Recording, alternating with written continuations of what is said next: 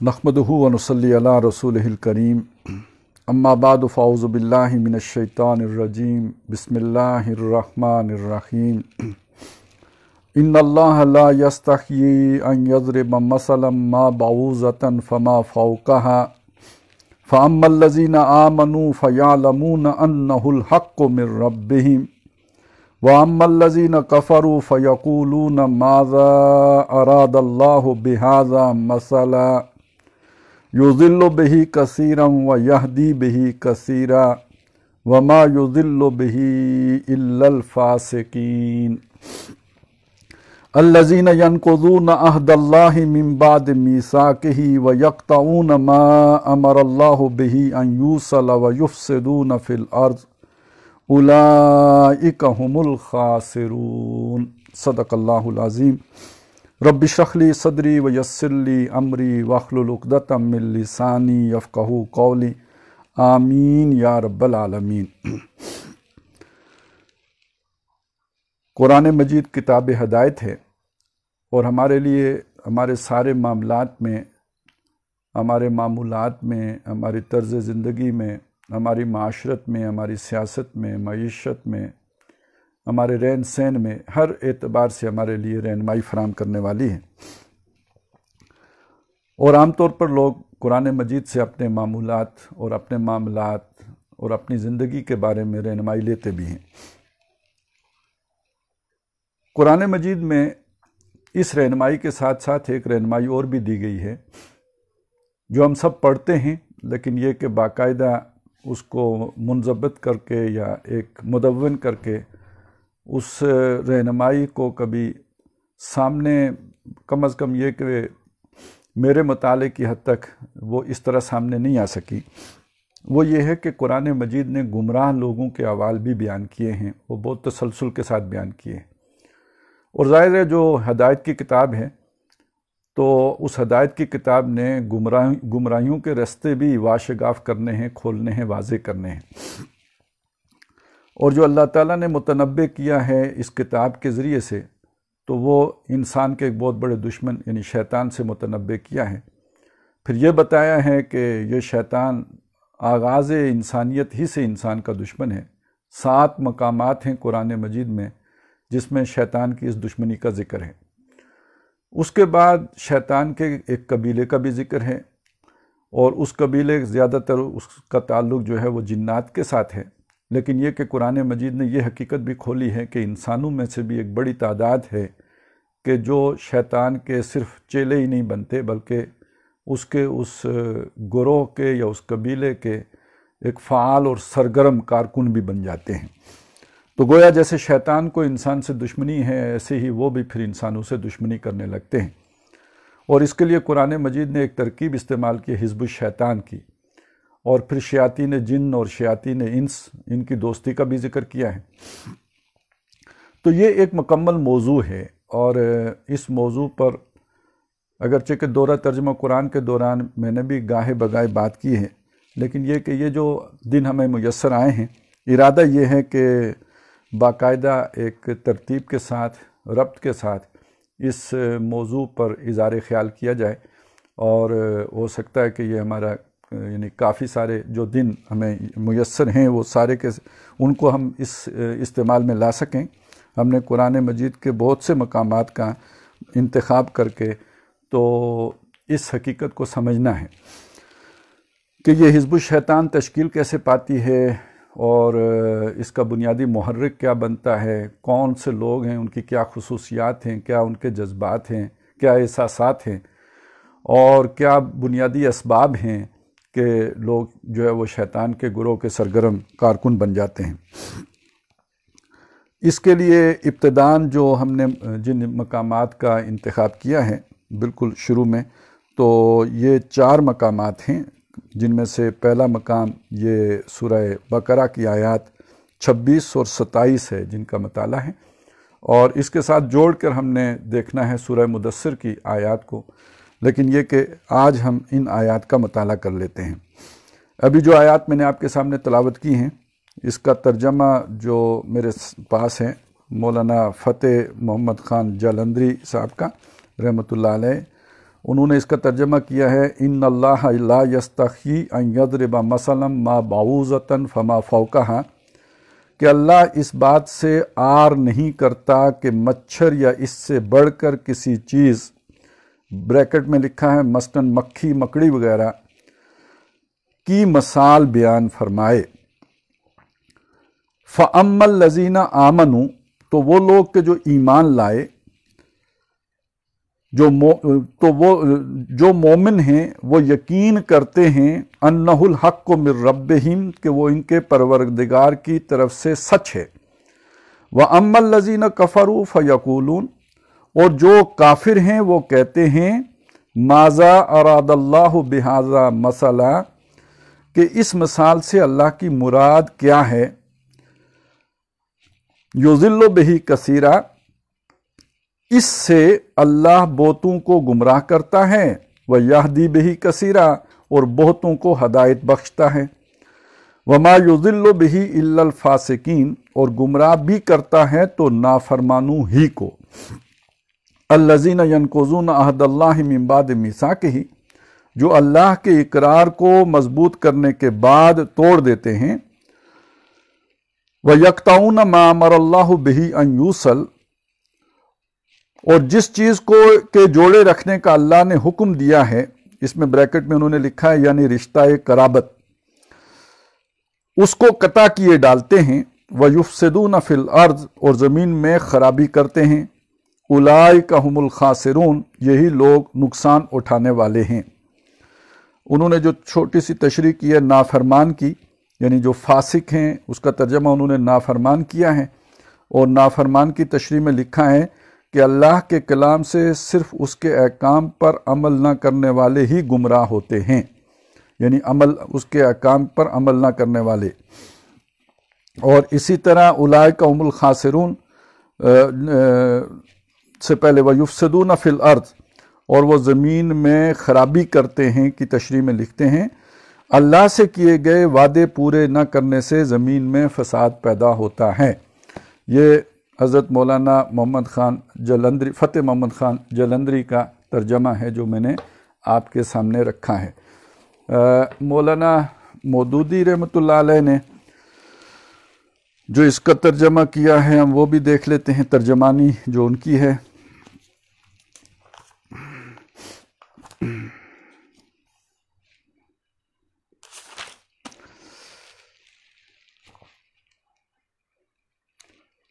فرماتے ہیں ہاں، اللہ اس سے ہرگز نہیں شرماتا کہ مچھر یا اس سے بھی حقیر تر کسی چیز کی تمثیلیں دے۔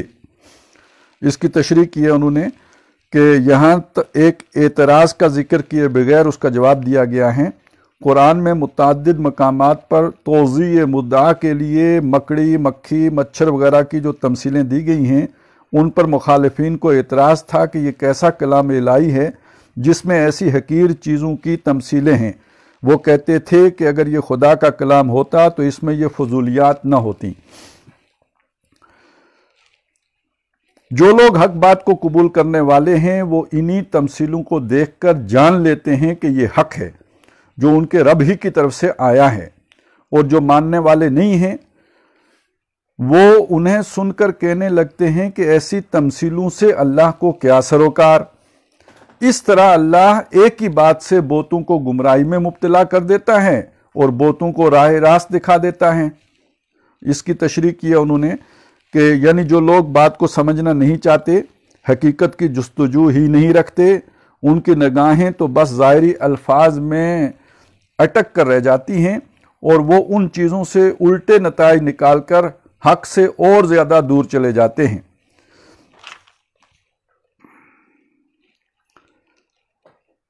اور گمراہی میں وہ انہی کو مبتلا کرتا ہے جو فاسق ہیں، تو وہ لوگ تو حق سے اور زیادہ دور چلے جاتے ہیں۔ اور برعکس اس کے کہ جو حقیقت کے طالب ہیں وہ صحیح بصیرت رکھتے ہیں، ان کو انہی باتوں میں حکمت کے جوہر نظر آتے ہیں، اور ان کا دل گواہی دیتا ہے کہ ایسی حکیمانہ باتیں اللہ ہی کی طرف سے ہو سکتی ہیں۔ اور فاسق کی تشریح میں لکھا ہے کہ فاسق نافرمان، اطاعت کی حد سے نکل جانے والا۔ الذین ینقضون عہد اللہ من بعد میثاقہ، اس کا ترجمہ انہوں نے کیا ہے کہ اللہ کے عہد کو مضبوط باندھ لینے کے بعد توڑ دیتے ہیں۔ وَيَقْطَعُونَ مَا أَمَرَ اللَّهُ بِهِ أَن يُوصَلَ، اس کا ترجمہ کرتے ہیں اللہ نے جسے جوڑنے کا حکم دیا ہے اسے کاٹتے ہیں۔ وَيُفْسِدُونَ فِي الْأَرْضِ، اور زمین میں فساد برپا کرتے ہیں۔ اب اس میں عہد کے توڑنے کے ضمن میں انہوں نے جو تشریح کی ہے مولانا مودودی رحمۃ اللہ علیہ نے، کہ بادشاہ اپنے ملازموں اور رعایا کے نام جو فرمان یا ہدایت جاری کرتا ہے ان کو عربی محاورے میں عہد سے تعبیر کیا جاتا ہے، کیونکہ ان کی تعمیل رعایا پر واجب ہوتی ہے۔ یہاں عہد کا لفظ اسی معنی میں استعمال ہوا ہے۔ اللہ کے عہد سے مراد اس کا وہ مستقل فرمان ہے جس کی روح سے تمام نوع انسانی صرف اسی کی بندگی، اطاعت اور پرستش کرنے پر مامور ہے۔ مضبوط باندھ لینے کے بعد سے اشارہ اس طرف ہے کہ آدم کی تخلیق کے وقت تمام نوع انسانی سے اس فرمان کی پابندی کا اقرار لے لیا گیا تھا۔ سورہ اعراف آیت نمبر 172 میں اس عہد و اقرار پر نسبتاً زیادہ تفصیل کے ساتھ روشنی ڈالی گئی ہے۔ تو یہاں پہ انہوں نے جس عہد کو اللہ نے جوڑنے کا یعنی وہ عہد جو مضبوط باندھنے کے بعد توڑ دیتے ہیں، اس کا اشارہ انہوں نے کیا ہے عہد الست کی طرف، اور یعنی یہ تمام لوگوں نے مضبوط باندھا ہوا ہے اور پھر وہ اللہ کی بندگی پر قائم نہیں رہتے، تو گویا انہوں نے عہد کو توڑ دیا ہے۔ اور یقطعون ما امر اللہ بہ ان یوصل، جس کا ترجمہ انہوں نے کیا تھا کہ اللہ نے جسے جوڑنے کا حکم دیا اسے کاٹتے ہیں، اس کی تشریح انہوں نے یہ کی ہے، یعنی جن روابط کے قیام اور استحکام پر انسان کی اجتماعی اور انفرادی فلاح کا انحصار ہے۔ یہ ذرا اسے کافی وسعت دی ہے، یعنی جن روابط کے قیام اور استحکام پر انسان کی اجتماعی اور انفرادی فلاح کا انحصار ہے اور جنہیں درست رکھنے کا اللہ نے حکم دیا ہے۔ مولانا فتح محمد خان جلندری کا جو ترجمہ ہم نے دیکھا تھا تو اس میں رشتہ اور قرابت کی حد تک ترجمے کی تشریح محدود تھی، یہاں اس میں کافی وسعت پیدا کر کے اسے انسان کی اجتماعی اور انفرادی فلاح کا انحصار جن روابط پر ہے، یعنی وہ جوڑنے والی چیزیں جن سے انسان کی انفرادی اور اجتماعی فلاح ہوتی ہے اور جنہیں درست رکھنے کا اللہ نے حکم دیا ہے، ان پر یہ لوگ پیشہ چلاتے ہیں۔ اس مختصر سے جملہ میں اس قدر وسعت ہے کہ انسانی تمدن و اخلاق کی پوری دنیا پر جو دو آدمیوں کے تعلق سے لے کر عالمگیر بین الاقوامی تعلقات تک پھیلی ہوئی ہے، صرف یہی ایک جملہ حاوی ہو جاتا ہے۔ روابط کو کاٹنے سے مراد محض تعلقات انسانی کا انقطاع ہی نہیں ہے، بلکہ تعلقات کی صحیح اور جائز صورتوں کے سوا جو صورتیں بھی اختیار کی جائیں گی وہ سب اسی ذیل میں آ جائیں گی، کیونکہ ناجائز اور غلط روابط کا انجام وہی ہے جو قطع روابط کا ہے۔ یعنی آپ کو جو تعلق اپنی بیوی سے رکھنا ہے وہ کسی غیر سے رکھ لیں گے تو ظاہر ہے وہ بھی فساد کی صورت ہے، یعنی بین الانسانی معاملات کی خرابی اور نظام اخلاق و تمدن کی بربادی۔ تو وَيُفْسِدُونَ فِي الْأَرْضِ، اور زمین میں فساد مچاتے ہیں۔ اس کی تشریح میں انہوں نے لکھا ہے کہ ان تین جملوں میں فسق اور فاسق کی مکمل تعریف بیان کر دی گئی ہے۔ خدا اور بندے کے تعلق اور انسان کے تعلق کو کاٹنے یا بگاڑنے کا لازمی نتیجہ فساد ہے، اور جو اس فساد کو برپا کرتا ہے وہی فاسق ہے۔ تو یہ جو تشریح ہمارے سامنے آ گئی مولانا مودودی رحمۃ اللہ علیہ کی تفہیم القرآن سے، اور اب میں آپ کے سامنے ایک تشریح رکھتا ہوں جو شبیر احمد عثمانی یعنی تفسیر عثمانی سے میں لے رہا ہوں، اور یہ ہے، پہلے تو میں ترجمہ آپ کو سنا دوں۔ فرماتے ہیں بے شک اللہ شرماتا نہیں اس بات سے کہ بیان کرے کوئی مثال مچھر کی یا اس چیز کی جو اس سے بڑھ کر ہے۔ سو جو لوگ مومن ہیں وہ یقیناً جانتے ہیں کہ یہ مثال ٹھیک ہے جو نازل ہوئی ان کے رب کی طرف سے، اور جو کافر ہیں سو کہتے ہیں کیا مطلب تھا اللہ کا اس مثال سے۔ گمراہ کرتا ہے خدا تعالیٰ اس مثال سے بہتروں کو اور ہدایت کرتا ہے اس سے بہتروں کو، اور گمراہ نہیں کرتا ہے اس مثل سے مگر بدکاروں کو جو توڑتے ہیں خدا کے معاہدے کو مضبوط کرنے کے بعد اور قطع کرتے ہیں اس چیز کو جس کو اللہ نے فرمایا ملانے کو،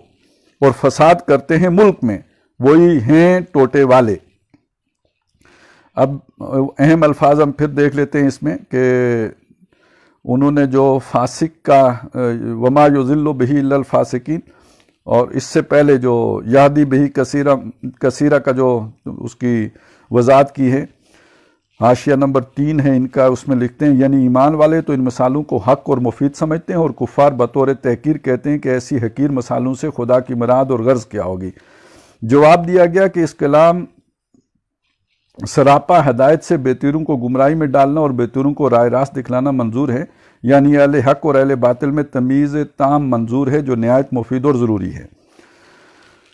اور ینقضون عہد اللہ من بعد میثاقہ ویقطعون ما امر اللہ بہ ان یوصل، اس کی تشریح میں لکھتے ہیں جیسے قطع رحم کرنا، انبیاء اور علماء اور واعظین اور مومنین اور نماز اور دیگر جملہ امور خیر سے اعراض کرنا، یعنی جو بھی نیکی کے کام ہیں ان سے اعراض کرنے کو انہوں نے اللہ کے عہد کو توڑنے پہ معمول کیا ہے، اور جو قطع حکم ہے اس کو قطع رحمی پر معمول کیا ہے۔ وَيُفْسِدُونَ فِي الْأَرْضِ، اور زمین میں فساد کرتے ہیں ملک میں۔ اس کی تشریح کی ہے کہ فساد سے مراد یہ ہے کہ لوگوں کو ایمان سے نفرت دلاتے تھے اور مخالفان اسلام کو ورگلا کر مسلمانوں سے مقاتلہ کراتے تھے، اور حضرات صحابہ اور صلحائے امت کے عیوب نکال کر تشہیر کرتے تھے تاکہ آپ کی اور دین اسلام کی بے وقتی لوگوں کے ذہن نشیں ہو جائے، اور مسلمانوں کا راز مخالفوں تک پہنچاتے تھے، اور طرح طرح کی رسوم و بدعات خلاف طریقہ اسلام پھیلانے میں صحیح کرتے تھے۔ اچھا جی، یہ تو ہمارے پاس مختلف تشریحات اور تراجم آ گئے ہیں، تو اب میں یہ چاہتا ہوں کہ ان آیات کے حوالے سے جو کچھ غلط فہمیاں ہیں پہلے تو وہ دور ہو جائیں۔ اکثر عام عوام میں یہی بات مشہور ہے کہ یضل بہ کثیرا و یہدی بہ کثیرا کا مطلب ہے کہ اللہ تعالیٰ قرآن مجید سے بہتوں کو ہدایت دیتا ہے اور قرآن مجید سے بہتوں کو گمراہ کرتا ہے، اور پھر اس سے لوگ ڈر کر قرآن مجید کے نزدیک نہیں لگتے کہ کہیں قرآن مجید ہمیں گمراہ نہ کر دے، حالانکہ یہ امید نہیں رکھتے کہ قرآن مجید انہیں ہدایت بھی تو دے سکتا ہے۔ لیکن یہ کہ بہرحال جو اصل بات جو سامنے آئی وہ یہ کہ جو بھی ہم نے ترجمے دیکھے ان میں سے کسی مترجم نے یہاں مراد قرآن یعنی جو بہی کی ضمیر جو راجع کی ہے قرآن کی طرف کسی نے بھی نہیں کی، بلکہ اس مثال کی طرف کی ہے جو یہاں پہ بیان ہو رہی ہے۔ تو ایک تو بڑی گمراہی تو یہی بن جاتی ہے کہ ایک ایسا ترجمہ کر لیا جائے یا ایسا مفہوم سمجھ لیا جائے کہ جو ہے بھی نہیں، اور جو سیاق و سباق میں جس کی گنجائش بھی نہیں بنتی۔ لیکن یہ کہ اس سے اہم بات جو ہم نے سمجھنی ہے وہ ہے فاسق، وہ فاسق کہ جس کو اللہ گمراہ کرتا ہے، اور اس کی جو یہاں پہ تشریح کی گئی ہے وہ 3 چیزیں بیان کی گئی ہیں، جس میں یہ 3 چیزیں جمع ہوں وہ فاسق ہیں۔ نمبر 1 یہ کہ وہ اللہ کے عہد کو توڑ دیتا ہے اسے مضبوط باندھنے کے بعد، اور اس کے حوالے سے جو ہمارے سامنے تشریح مولانا مودودی رحمۃ اللہ علیہ کی آئی ہے وہ یہ ہے کہ عہد الست کو توڑ دیتا ہے، اور جو تشریح ہمارے سامنے آئی ہے جو شبیر احمد عثمانی صاحب کی وہ امور دینیہ سے یعنی یوں سمجھیے تعبدی امور سے کنارہ کشی اور اعراض اختیار کرنا اور انہیں نظر انداز کرنا، یہ ہے کہ جسے عہد توڑنے سے یہاں پہ تعبیر کیا گیا ہے۔ بات یہ بھی ہے، لیکن یہ کہ اگر ہم خاص طور پہ سورہ بقرہ کے تناظر میں دیکھیں تو اس میں جو بنی اسرائیل جن کا ابھی ذکر آنے والا ہے اس کے بعد ان کے عہد توڑنے کا بار بار ذکر آیا ہے، بار بار یہ بات بتائی گئی ہے کہ انہوں نے اللہ سے وعدہ کیا اور اس کے بعد توڑ دیا، اور وَإِذَا أَخَذْنَا مِيثَاقَكُمْ وَرَفَعْنَا فَوْقَكُمُ الطُّورَ کہ جب ہم نے تم سے عہد لیا اور تمہارے اوپر طور کو جو ہے وہ کھڑا کر دیا، تو اب یہ سارے جو ان سے جو عہد لیے جاتے رہے، اور یہ خاص طور پہ عہد ایک امت کا عہد تھا، ایک ذمہ داری کا عہد تھا، نیکی کو پھیلانے اور برائی کو مٹانے کا عہد تھا، وہ جس مقام اور جس منصب پر فائز کیے گئے تھے اس کا عہد تھا، وہ جس امامت کے منصب پر فائز کیے گئے تھے اس کے کچھ تقاضے تھے جو انہوں نے نبھانے تھے۔ اسی عہد کا ذکر آتا ہے کہ یا بنی اسرائیل اذکروا نعمتی التی انعمت علیکم واوفوا بعہدی اوف بعہدکم، تم میرا عہد پورا کرو میں تمہارا عہد پورا کروں گا۔ یہ صرف عبادت کی حد تک جو ہے وہ محدود نہیں ہے، بلکہ اس سے آگے بڑھ کر شہادت علی الناس کی ذمہ داری تک وسعت رکھتا ہے۔ چنانچہ تمہیں جو امت بنایا ہے، تمہیں کتاب حامل کتاب کیا ہے، تو اب اس کی ایک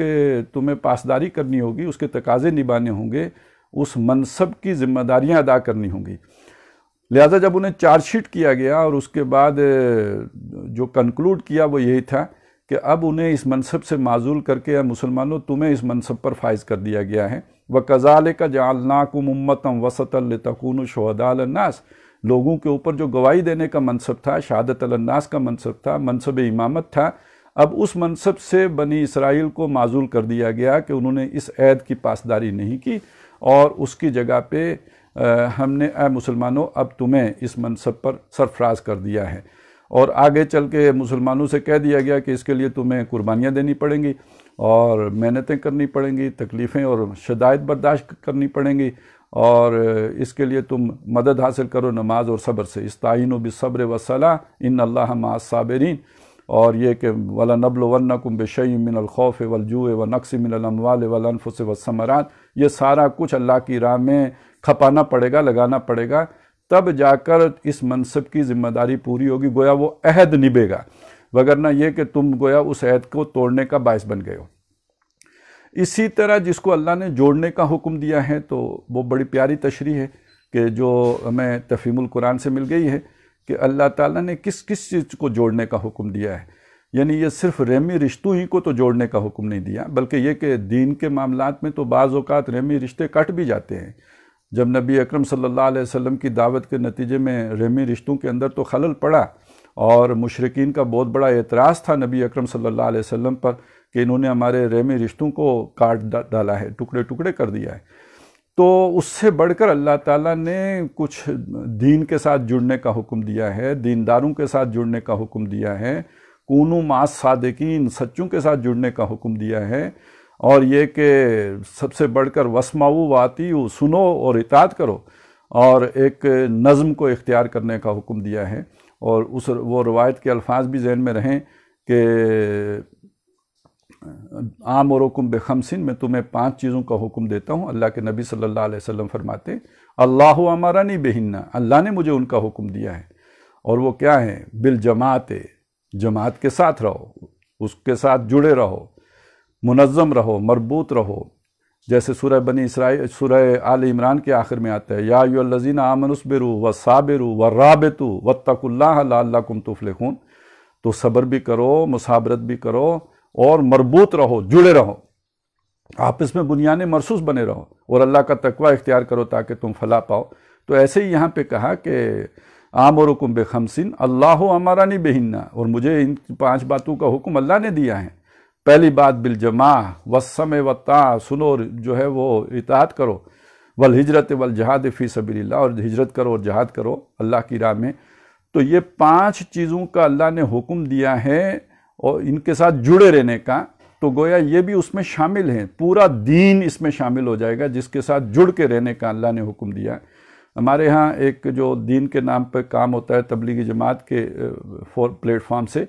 تو ان کا ایک جوڑ ہوتا ہے، تو وہ جوڑ انسانوں کا جوڑ ہوتا ہے جس میں لوگ جمع ہوتے ہیں، جماعت ہے گویا، لوگ اکٹھے ہوئے ہیں، وہاں سے ان کی تشکیلیں ہوتی ہیں۔ تو یہ جوڑ جو ہے، اس جوڑ کا اللہ نے حکم دیا ہے بنیان مرصوص بن کے رہو۔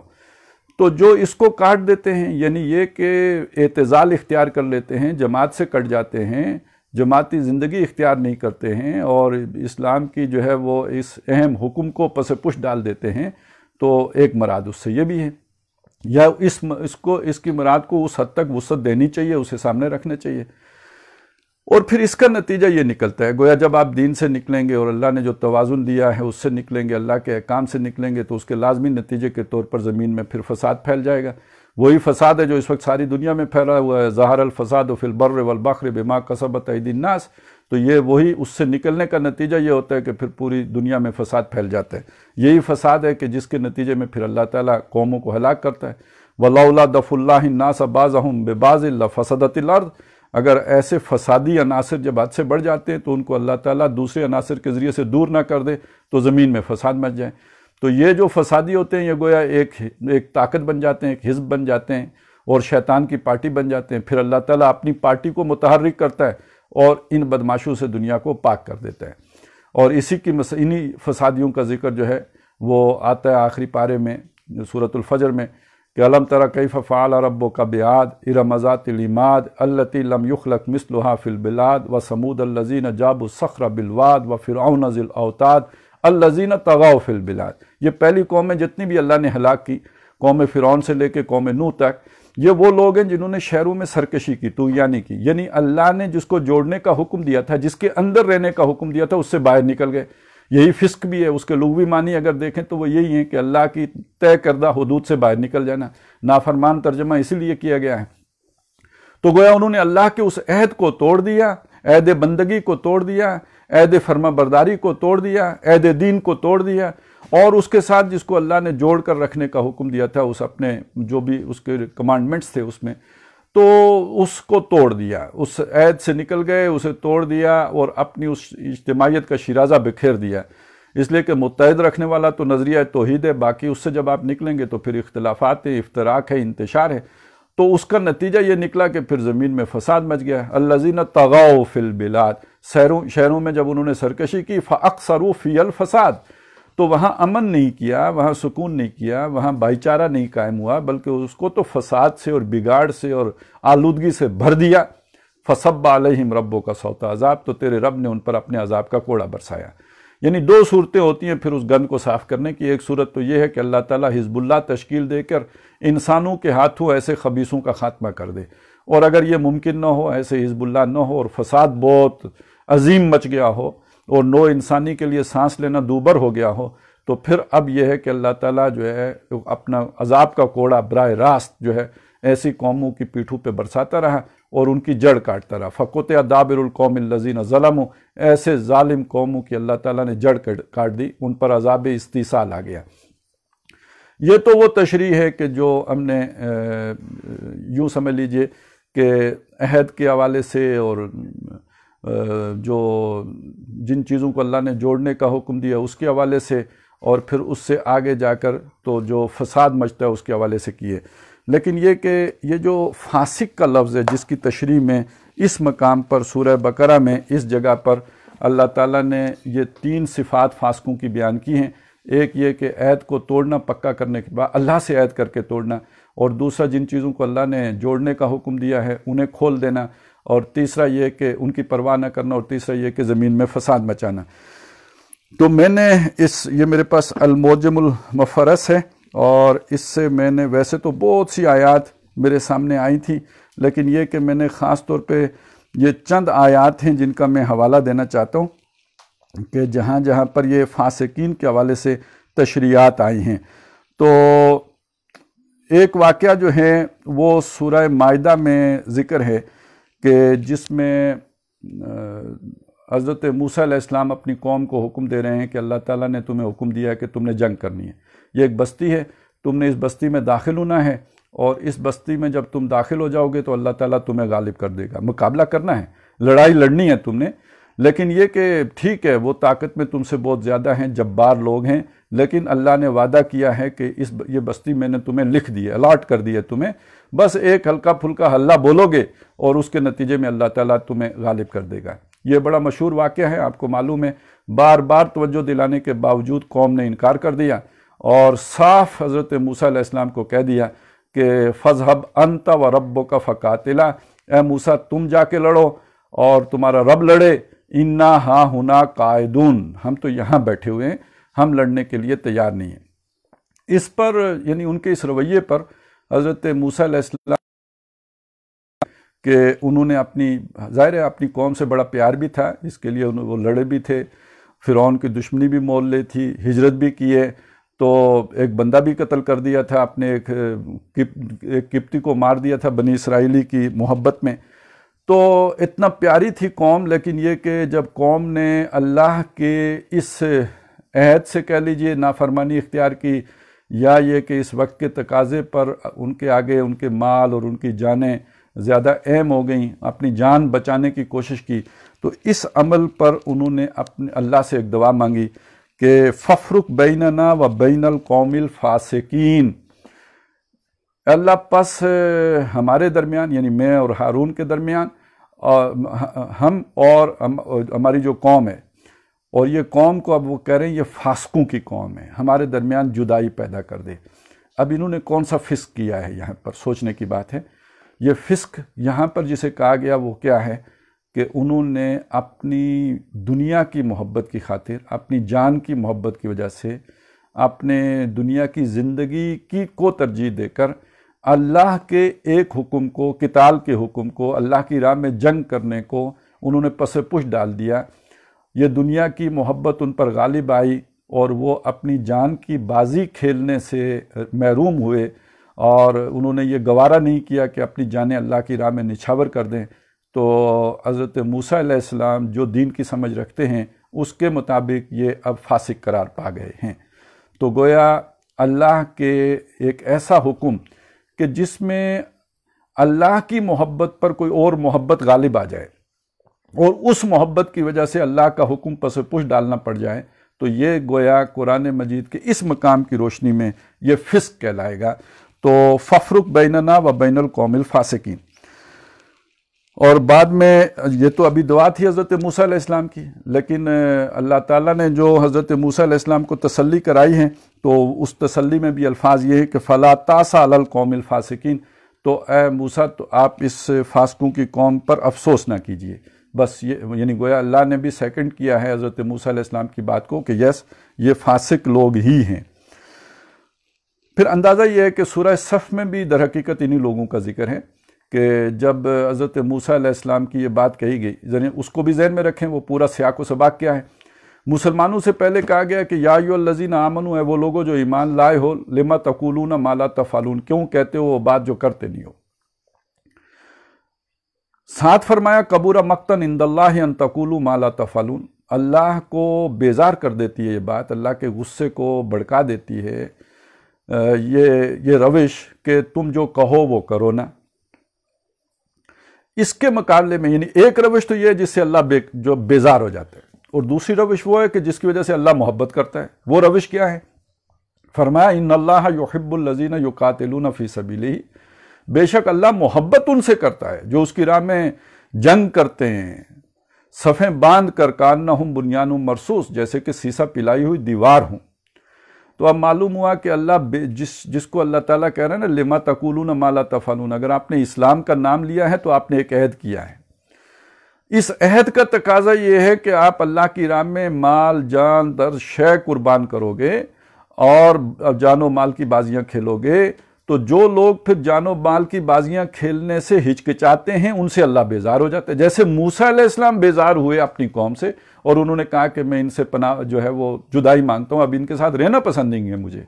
اسی طرح اللہ ایسے لوگوں سے بیزار ہوتا ہے جو اسلام کے نعرے تو لگائیں لیکن اس کے لیے اثار نہ کریں، قربانیاں نہ دیں، اس کے لیے جان و مال کی بازیاں نہ کھیلیں، یا ان امتحانوں میں پڑھنے کے لیے تیار نہ ہوں جو ہم نے سورہ بقرہ کے حوالے سے دیکھا، وَلَنَبْلُوَنَّكُمْ بِشَيْءٍ مِّنَ الْخَوْفِ وَالْجُوعِ وَنَقْصٍ مِّنَ الْأَمْوَالِ وَالْأَنفُسِ وَالثَّمَرَاتِ۔ تو ایسے نافرمانوں سے، ایسے ناہنجاروں سے، ایسے بے وفاؤں سے، ایسے دغا بازوں سے اللہ بیزار ہو جاتا ہے۔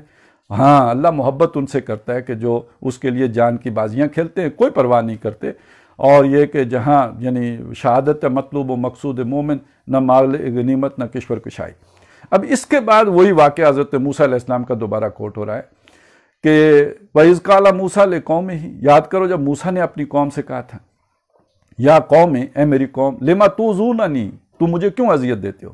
اب ایک رسول ہیں، وہ اپنی قوم کو لے کے چلے ہیں، منزل ظاہر فلسطین ہے، اور عین جب لب بام منزل آ گئی ہے تو قوم نے انکار کر دیا ہے، تو کتنی اذیت کی بات ہوگی حضرت موسیٰ علیہ السلام کے لیے۔ لِمَ تُؤْذُونَنِي وَقَدْ تَعْلَمُونَ أَنِّي رَسُولُ اللَّهِ إِلَيْكُمْ، جبکہ تمہیں معلوم ہے، خوب معلوم ہے کہ میں اللہ کی طرف سے تمہارے لیے رسول ہوں۔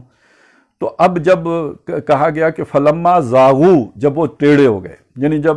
بہت رد و قدا کے بعد بھی وہ نہیں مانے، جنگ کرنے کے لیے تیار نہیں ہوئے، گویا وہ کج ہو گئے، اپنے اس عہد و پیمان سے پھر گئے، اللہ کے وعدے کو بھول گئے، جس کو اللہ نے جوڑنے کا حکم دیا تھا اس سے بچھڑ گئے، اور جو عہد کیا تھا اس سے منکر ہو گئے۔ فَلَمَّا زَاغُوا أَزَاغَ اللَّهُ قُلُوبَهُمْ، اللہ تعالیٰ نے بھی ان کے دل کج کر دیے، ان کے اندر اور کجی بھر دی، اسی طرف ان کا رخ پھیر دیا۔ نُوَلِّهِ مَا تَوَلَّىٰ، جدھر وہ مڑے تھے ادھر اللہ نے موڑ دیا ان کو۔ اور اس کے بعد اللہ نے اپنی ایک سنت بیان کی ہے کہ وَاللَّهُ لَا يَهْدِي الْقَوْمَ الْفَاسِقِينَ، اللہ کی سنت یہ ہے کہ اللہ فاسقوں کی قوم کو ہدایت نہیں دیتا۔ اب یہاں پھر فاسق کی وضاحت میں یہ بات آ گئی کہ جو اللہ کی جو پکار ہے اللہ کی جو ڈیمانڈ ہے، اللہ کا جو مطالبہ ہے، یعنی اللہ کے لیے جو جان و مال کی بازیاں کھیلنی ہیں، محبت کے اس امتحان میں سرخرو ہونا ہے، جو اس پر پورا نہیں اترتے وہ اللہ کی نگاہ میں فاسق ہیں، اور جو ایسے فاسق ہو چکے ہیں پھر اللہ تعالیٰ ان کو ہدایت نہیں دیتا، انہیں سیدھی راہ پر گامزن نہیں کرتا۔ اب یہ بات جو ہے سورہ صف کے حوالے سے اور سورہ مائدہ کے حوالے سے ہمارے سامنے آ گئی۔ پھر آگے چلیں تو یہ لفظ ہمیں مختلف جگہوں پہ ملے گا، لیکن یہ کہ سورہ توبہ میں یعنی سورہ اعراف میں بھی اس کا ذکر آتا ہے، اور اس کی طرف میں بعد میں آؤں گا، خاص طور پہ جب ہم فرد کی بات کریں گے۔ ابھی تو ہم اجتماعیت کی بات کر رہے ہیں، اور اس لفظ کو ہم سمجھ رہے ہیں کہ فاسق کا لفظ کن لوگوں کے لیے قرآن مجید نے استعمال کیا ہے۔ تو ابھی تک ہمارے سامنے ایک طرف تو یہ آیا الذین ینقضون عہد اللہ من بعد میثاقہ ویقطعون ما امر اللہ بہ ان یوصل ویفسدون فی الارض، یہ فاسق ہوتے ہیں۔ اور دوسری جگہ ہمارے سامنے یہ بات آ گئی کہ جو اللہ کے مطالبے پر عمل نہیں کرتے، دنیا کی محبت کی وجہ سے یا مال و جان کی محبت کی وجہ سے، اللہ کی نگاہ میں وہ فاسق لوگ ہوتے ہیں۔ اب اس بات کو جو کھولا گیا ہے اور بہت تفصیل سے کھولا گیا ہے وہ سورہ توبہ میں کھولا گیا ہے۔ وہاں پہ بیان کیا گیا کہ قُلْ إِنْ كَانَ آبَاؤُكُمْ وَأَبْنَاؤُكُمْ وَإِخْوَانُكُمْ وَأَزْوَاجُكُمْ وَعَشِيرَتُكُمْ وَأَمْوَالٌ اقْتَرَفْتُمُوهَا وَتِجَارَةٌ تَخْشَوْنَ كَسَادَهَا وَمَسَاكِنُ تَرْضَوْنَهَا، یہ جو 8 محبتیں ہیں، آبا، ابناء، اخوان، ازواج، عشیرہ، رشتہ دار جو ہیں، اور اسی طرح مال کی محبت، جو وہ مال جو محنت سے کمائے ہوں۔ مفت ملے مال کی اتنی محبت نہیں ہوتی، لیکن جو محنت کر کے کمایا ہو اس کی بڑی محبت ہوتی ہے۔ وہ مساکن، گھر جو ڈیکوریٹ کیے گئے ہیں، آراستہ پیراستہ ہیں اور جو بنائے گئے ہیں۔ وَمَسَاكِنُ تَرْضَوْنَهَا أَحَبَّ إِلَيْكُم مِّنَ اللَّهِ وَرَسُولِهِ وَجِهَادٍ فِي سَبِيلِهِ۔ اب اس کے مقابلے میں 3 محبتیں رکھی، اللہ کی محبت، رسول کی محبت، اللہ کی راہ میں جہاد کرنے کی محبت۔ تو اگر ان 3 محبتوں پر وہ 8 محبتیں غالب ہیں، برتر ہیں، ان کی ترجیح ہے، وہ پیش نظر ہیں، اور یہ 3 محبتیں جو ہیں وہ پیٹھ کے پیچھے پھینکی ہوئی ہیں، تو جاؤ انتظار کرو اور اللہ کا ایک فیصلہ بھی سن لو۔ واللہ لا یہدی القوم الفاسقین، اللہ ایسے فاسق لوگوں کو ہدایت نہیں دیتا۔ تو اب یہ بنیاد ہمارے سامنے آ گئی کہ فسق کا آغاز کہاں سے ہوگا؟ جب اللہ کی محبت، رسول کی محبت، جہاد کی محبت پر دنیا کی یہ محبتیں، یہ مال و دولت دنیا، یہ رشتہ و پیوند، یہ غالب آ جاتی ہیں، یہ فاسق ہیں اللہ کی نگاہ میں۔ اب یہ محبت کا معاملہ ہے تو دل میں، یہ سامنے تو نہیں ہے، اب ہمیں کیا معلوم کہ کس کے دل میں کس کی محبت رچی بسی ہے۔ اس کے لیے پھر اللہ تعالیٰ مختلف آزمائشیں اتارتا ہے، اور وَلَقَدْ فَتَنَّ الَّذِينَ مِن قَبْلِهِمْ فَلَيَعْلَمَنَّ اللَّهُ الَّذِينَ صَدَقُوا وَلَيَعْلَمَنَّ الْكَاذِبِينَ۔ یہ آزمائش ہوتی ہے جس سے پتہ لگتا ہے کہ اس محبت میں سچا کون ہے اور جھوٹا کون ہے۔ اب وہ جب آزمائش آتی ہے وہ فلسطین میں آ کے جنگ کرنے کی صورت میں آئے، یا یہ کہ وَلَنَبْلُوَنَّكُمْ بِشَيْءٍ مِّنَ الْخَوْفِ وَالْجُوعِ وَنَقْصٍ مِّنَ الْأَمْوَالِ وَالْأَنفُسِ وَالثَّمَرَاتِ کی صورت میں آئے۔ جس صورت میں بھی آزمائش آتی ہے اس سے نکھر جاتا ہے کہ سچے کون ہیں، جھوٹے کون ہیں، کون ہے جو اللہ سے محبت کرنے والے ہیں اور کون ہے جو اپنی دنیا کی محبت میں غرق ہوئے ہوئے ہیں۔ اور جو دنیا کی محبت میں غرق ہوئے ہوئے ہوں، یہی وہ لوگ ہیں جو اللہ کی نظر میں فاسق ہیں، اور ایسے فاسقوں کو ایک بات سمجھ لیجئے، اللہ ہدایت نہیں دیتا۔ جب اللہ ہدایت نہیں دیتا تو پھر اس کے بعد یہ جو اس طرح کی مثالیں بیان ہوتی ہیں، اس طرح کی مثالوں کو پکڑ کر پھر وہ گمراہی کے رستے پر چل پڑتے ہیں۔ تو معلوم ہوا یہ قرآن پر الزام نہ لگایا جائے کہ قرآن مجید گمراہ کرتا ہے یا قرآن مجید کی کسی مثال سے کوئی گمراہ ہوتا ہے۔ اللہ تعالیٰ نے اس کتاب کو ہدی للمتقین بنایا ہے، متقی لوگوں کے لیے یہ کتاب ہدایت ہے، یہ گمراہ کرنے کے لیے نہیں ہے۔ نہ ہی اس کتاب کے ایسے معنی ممکن ہیں کہ جن سے یعنی ایک معقول آدمی کے لیے ممکن ہوتے ہیں کہ جس سے گمراہی صادر ہوتی ہو۔ اس لیے کہا گیا کہ سورہ حامیم السجدہ میں لا یاتیہ الباطل من بین یدیہ ولا من خلفہ، اس کتاب پر باطل نہ سامنے سے آ سکتا ہے نہ پیچھے سے آ سکتا ہے۔ آپ ایک غلط مفہوم اگر کتاب کا کہیں غلطی سے اخذ بھی کر لیں، اجتہادی خطا بھی ہو جائے، تو یہ کتاب خود اصلاح بھی کر دیتی ہے۔ اگر آپ معروضی طور پر کتاب کا مطالعہ کریں گے تو وہ غلط مفہوم پر آپ زیادہ دیر تک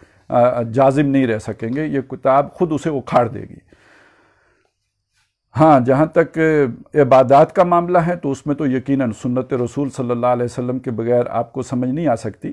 اب نماز پڑھنی ہے تو کیسے پڑھنی ہے، اس کے لیے سنت رسول ہے۔ تمام تعبدی امور اور تمام احکام جو اللہ تعالیٰ نے دیے ہیں ان پر عمل کرنے کا طریقہ وہ تو ہمیں سنت سے ہی معلوم ہوگا۔ لیکن یہ کہ عام ہدایت کی بات، ایمان کی باتیں ہیں، اور اگر کوئی واقعات ہیں اس میں اگر کسی نے کسی موقع پہ کوئی ایسی رائے بنا لی ہے جو قرآن مجید کی میں مطلوب نہیں ہے، یا اس عبارت سے وہ جو ہے وہ مطلوب نہیں تھا جو اس نے اخذ کر لیا ہے، تو قرآن کا کوئی دوسرا مقام اس کی ضرور اصلاح کر دے گا، الا یہ کہ اس کا دل ٹیڑھا ہو، کج ہو، وہ دنیا کی محبت میں جو ہے وہ گم ہو کے تو کوئی ایسے ہی معنی تلاش کرنے کی فکر میں ہو جو اس کے مرضی کے مطابق ہوں، جو اس کے لیے چھوٹ پیدا کرنے والے ہوں، جو اس کی محبتوں کے لیے سہارا بننے والے ہوں، تو وہ تو پھر اس کے یعنی وہ جسے کہتے ہیں کہ اس کے دل میں کا چور ہے۔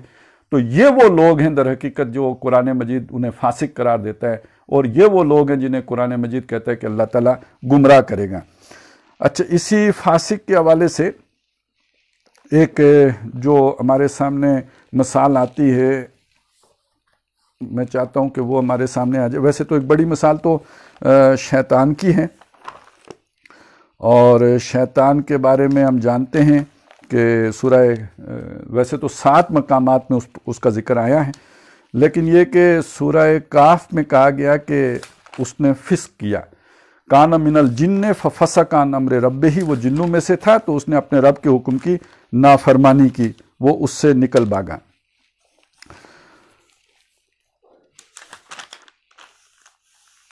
اور اس کا سبب یہ بتایا کہ ظاہر ہے اللہ کے حکم کے مقابلے میں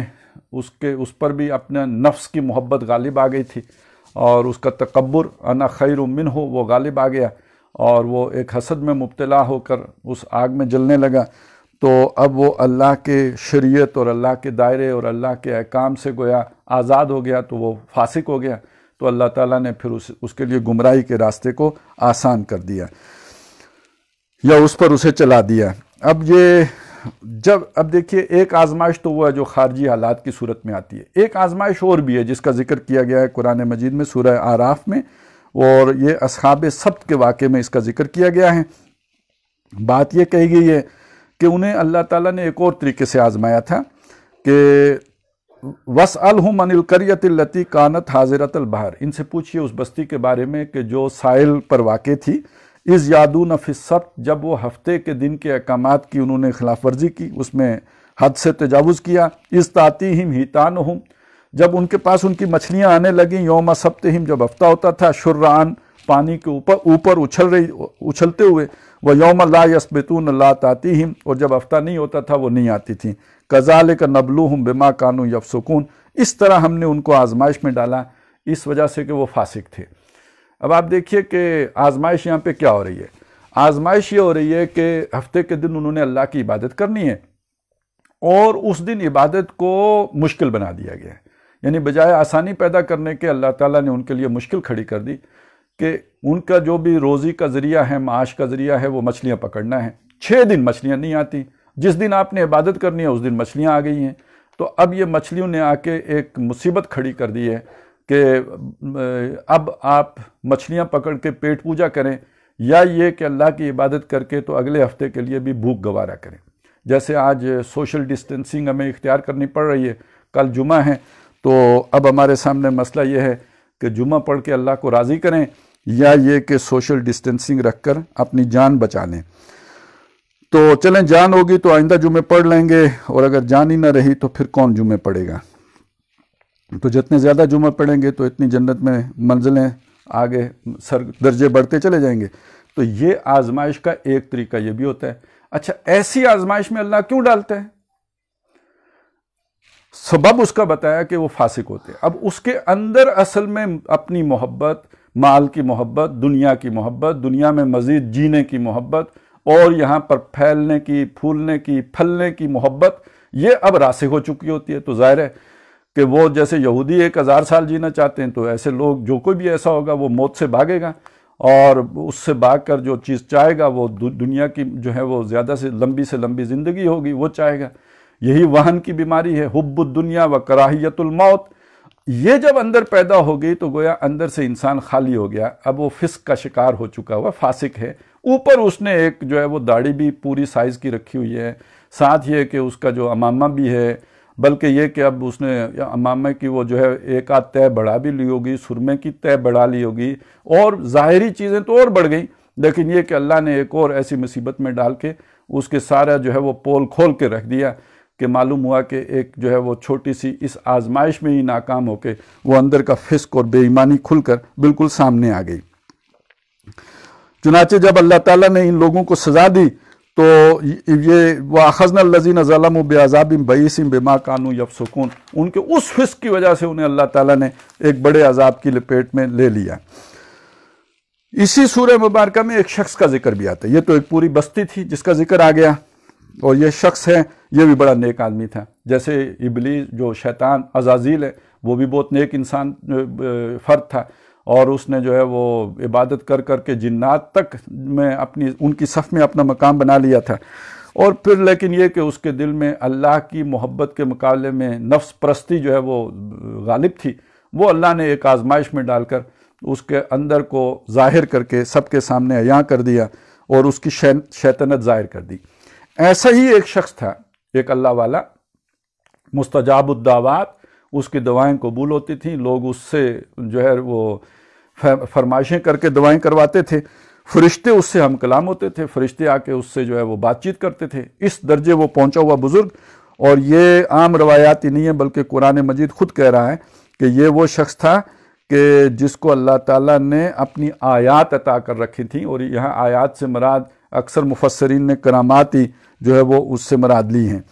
وَاتْلُ عَلَيْهِمْ نَبَأَ الَّذِي آتَيْنَاهُ آیَاتِنَا، سنا دیجئے ان کو اس شخص کا حال کہ جس کو ہم نے دی تھیں اپنی آیتیں، فَانْسَلَخَ مِنْهَا، تو وہ ان کو چھوڑ نکلا۔ یہ ہے وہ اصل میں فسق کے اس کے دائرے کے اندر سے نکل گیا۔ فَأَتْبَعَهُ الشَّيْطَانُ، تو اب شیطان اس کے پیچھے پڑ گیا، فَكَانَ مِنَ الْغَاوِينَ، تو وہ ہو گیا یا وہ تھا ہی گمراہوں میں سے۔ وَلَوْ شِئْنَا لَرَفَعْنَاهُ بِهَا، اگر ہم چاہتے تو اس کو اور بلند مقام عطا کرتے، وَلَكِنَّهُ أَخْلَدَ إِلَى الْأَرْضِ، لیکن یہ کہ وہ زمین ہی کی طرف جھکتا چلا گیا۔ اب زمین کی طرف جھکتا چلا گیا، زمینی خواہشات، وہ جو 8 محبتیں آئی تھیں وہ ساری زمین کی محبتیں ہیں، آبا، ابنا، اخوان، ازواج، عشیرہ، وہ جو رشتہ و پیوند ہے، اور پھر یہ کہ مال و دولت، اور اس کے ساتھ جو ہے نا اسباب، یہ گھر اور جو تجارت جس کی کساد بازاری کا دھڑکا لگا رہتا ہے، وہ ادھر ہی جھکتا چلا گیا۔ یا یہ کہ اور جو بیوی کی محبت ہے یا بچوں کی محبت ہے، وَاتَّبَعَ ہَوَا، اور اس نے اپنی خواہش کی پیروی کی۔ فَمَثَلُهُ كَمَثَلِ الْكَلْبِ، تو اس کی مثال کتے جیسی ہے۔ ان تحمل علیہ یلحس، اگر اس پر بوجھ لا دو تو بھی ہاں پہ، او تترکہ یلحس، یا اس سے ہٹا دو تو بھی ہاں پہ۔ یعنی ان آیات نے اور جو بھی وہ نیک رستہ جو اس کے سامنے رکھا گیا تھا یا جس میں وہ تھا، اس نے اس کے کردار کے اوپر کوئی تبدیلی واقع نہیں کی، وہ اندر سے ویسے ہی فاسق کا فاسق رہا۔ ذالک مثل القوم الذین کذبوا بآیاتنا، اور یہی مثال اس قوم کی بھی ہے جو ہماری آیات کو جھٹلائیں۔ فقصص القصص لعلہم یتفکرون، اور ان کو یہ واقعہ سنائیے، یہ احوال سنائیے تاکہ وہ دھیان کریں۔ تو یہاں پہ سا مثل للقوم الذین کذبوا بآیاتنا، بری مثال ہے اس قوم کی جو ہماری آیات کو جھٹلائے، وانفسہم کانوا یظلمون، اور وہ اپنی ہی جانوں پر ظلم کرتے تھے۔ اب یہ ایک شخص کی مثال ہے، گویا یہ بھی وہ ہے کہ جو اللہ کے حکم سے فَانْسَلَخَ مِنْهَا، اس سے نکل بھاگا، اس سے باہر ہو گیا۔ تو ان ساری مثالوں کو سامنے رکھتے ہوئے جو بات ہمارے سامنے آئی ہے کہ اللہ تبارک و تعالیٰ نے انسان کو دنیا میں جن محبتوں میں ڈالا ہے یا جو محبتیں اس کے دل میں ڈال دی ہیں، زُيِّنَ لِلنَّاسِ حُبُّ الشَّهَوَاتِ مِنَ النِّسَاءِ وَالْبَنِينَ وَالْقَنَاطِيرِ الْمُقَنطَرَةِ مِنَ الذَّهَبِ وَالْفِضَّةِ، یہ جو ساری محبتیں ہیں، اور اسی طرح انما اموالکم و اولادکم فتنہ، تمہارے مال اور تمہارے اولاد تمہارے لیے فتنہ ہیں۔ جب یہ محبتیں اللہ کی محبت پر اور رسول کی محبت پر اور جہاد کی محبت پر، اللہ کے دین کی جد و جہد اور اس کی شہادت علی الناس کی ذمہ داریوں سے غافل کر دیں اور یہ محبتیں غالب آ جائیں، تو یہ ایک اندر فسق واقع ہو جاتا ہے، اور اس فسق کو پھر اللہ تعالیٰ ظاہر آزمائش کے ذریعے سے کرتے ہیں، اور یہ وہ لوگ ہوتے ہیں کہ جن کو اللہ تعالیٰ گمراہ کرتے ہیں۔ یعنی قرآن مجید کی آیات کو یہ لوگ ہیں جو غلط معنی دیتے ہیں، غلط مفاہیم دیتے ہیں۔ تو یہاں پہ ہمارے سامنے جو آیا ہے، یہ تو ابھی آیا سورہ بقرہ میں کہ ایک مثال تھی جس سے کچھ لوگوں نے اس کا مذاق اڑا کر اپنے لیے گمراہی مول لے لی۔ میں اسی موقع پہ چاہتا ہوں کہ سورہ مدثر کا یہ مقام بھی ہم ذرا ذہن میں لے آئیں۔ یہاں پہ بھی ایک ایسی بات تھی جس کے ایک سے زائد معنی یا مفہوم ہو سکتے تھے، تو اس کو بنیاد بنا کر بھی کچھ لوگوں نے ایسے ہی ٹھٹھے بنائے تھے۔ تو جب یہ کہا گیا کہ علیہا 19 دوزخ جو ہوگی، اس دوزخ پر 19 تعینات ہوں گے۔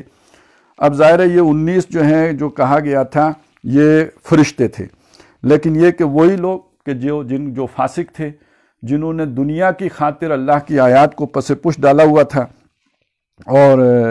یعنی وہ مشرکین مکہ ظاہر ہے وہ ایمان کیوں نہیں لا سکے تھے؟ وہ ایسا ہی کوئی نفس پرستی تھی، کوئی دنیا کی محبت تھی، جو بھی چودراہٹیں تھیں ان کی محبت تھی جس کی وجہ سے وہ ایمان نہیں لا سکے۔ تو جب ان کے سامنے یہ بات کہی گئی کہ علیہا 19، تو اس کے جواب میں پھر انہوں نے کہا کہ کوئی بات نہیں، 19 کو تو ہم قابو کر ہی لیں گے۔ ایک صاحب نے تو کہا کہ 17 کو تو میں دیکھ لوں گا، باقی 2 کو تم نمٹ لینا۔ اس پر اللہ تعالیٰ نے فرمایا وما جعلنا اصحاب النار، ہم نے وہ دوزخ کے اوپر جو لوگ آگ کے اوپر تعینات کیے ہیں دروگے، الا ملائکہ، وہ نہیں ہیں مگر وہ فرشتے ہیں،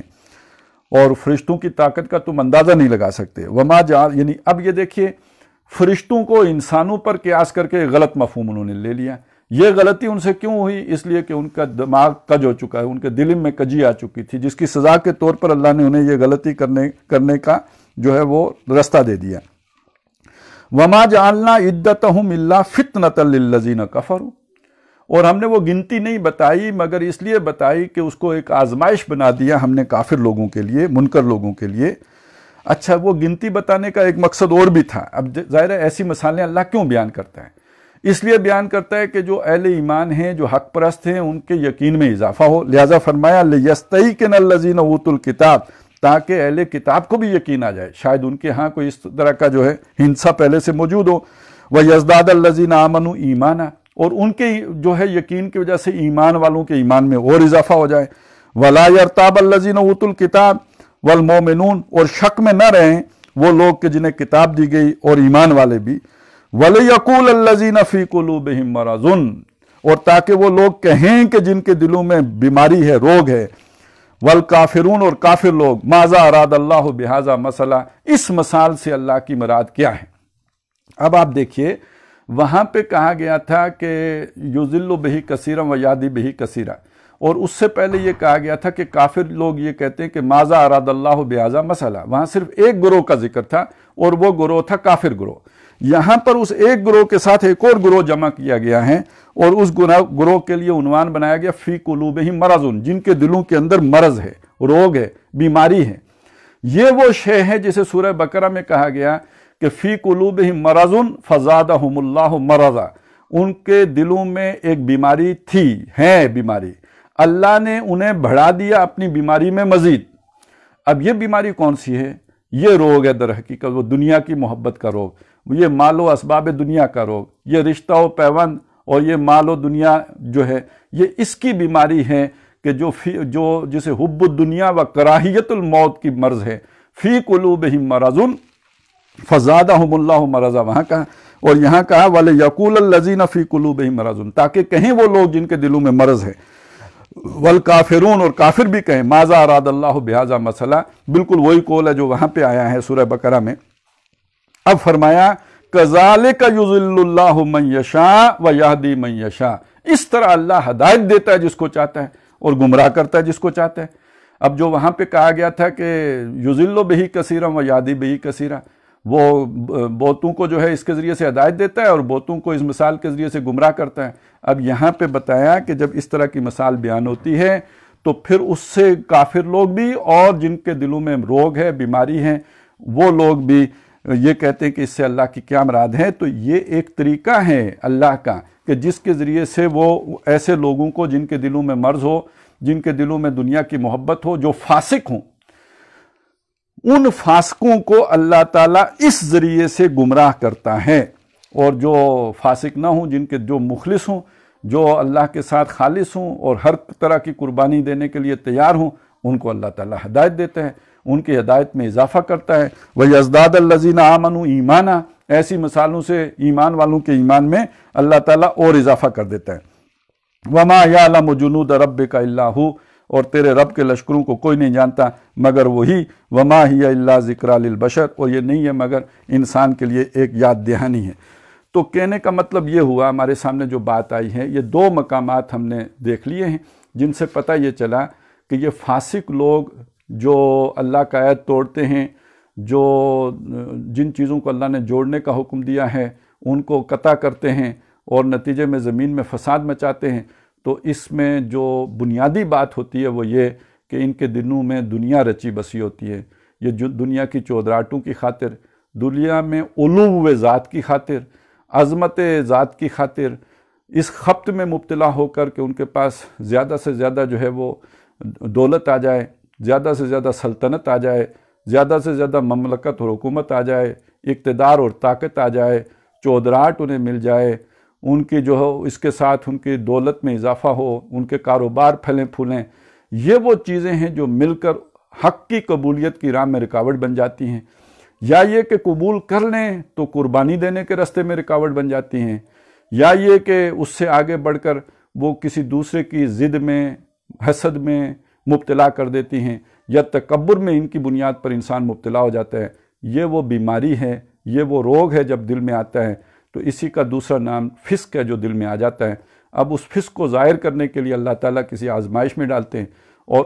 اس میں ناکامی کے بعد اس ضد میں، اس حسد میں، اس تکبر میں پہلے سے بھی بڑھ کر اضافہ ہو جاتا ہے، اور پھر یہ بڑھتا ہی چلا جاتا ہے، اور اہل حق کے ساتھ پھر دشمنی اور ایک بغض اور عداوت دل میں جنم لے لیتی ہے۔